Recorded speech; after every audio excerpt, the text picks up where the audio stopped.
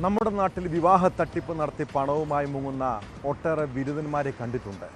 എന്നാൽ ഇപ്പോൾ സ്ത്രീകളും വിവാഹ തട്ടിപ്പിന് ഇറങ്ങിയിരിക്കുകയാണ്.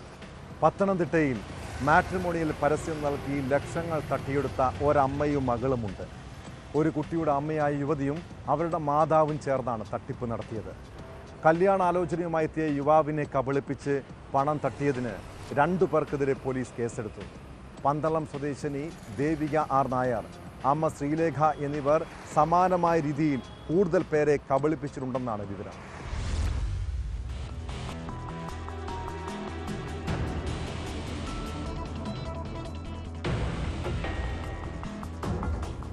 തിരുവനന്തപുരം സ്വദേശിനിയാണ് പരാതിക്കാരിയായ യുവതി. ഇവരുടെ സഹോദരിയുടെ മകൻ മാട്രിമോണിയൽ പരസ്യത്തിലൂടെയാണ് പന്തളം തോന്നല്ലൂർ സ്വദേശിനി ദേവികയെ പരിചയപ്പെട്ടത്. യുവതിയുടെ പ്രൊഫൈൽ ഇയാൾ കാണുകയും വിവാഹാലോചന നടത്തുകയുമായിരുന്നു.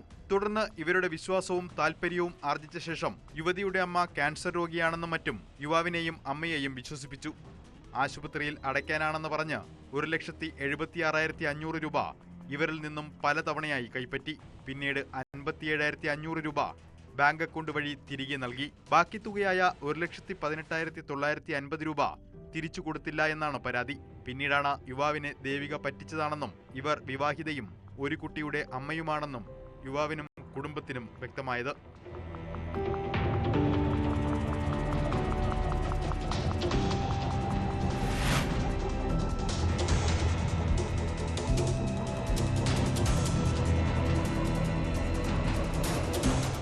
പത്തനംതിട്ട ജില്ലാ പോലീസ് മേധാവിക്ക് ഇവർ നൽകിയ പരാതിയുടെ അടിസ്ഥാനത്തിൽ പന്തളം പോലീസ് യുവതിക്കും അമ്മയ്ക്കുമെതിരെ കേസെടുക്കുകയായിരുന്നു.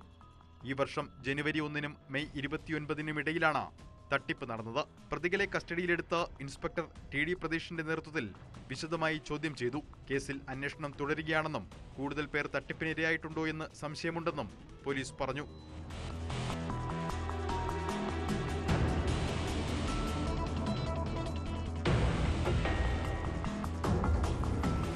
ന്യൂസ് 18 പത്തനംതിട്ട.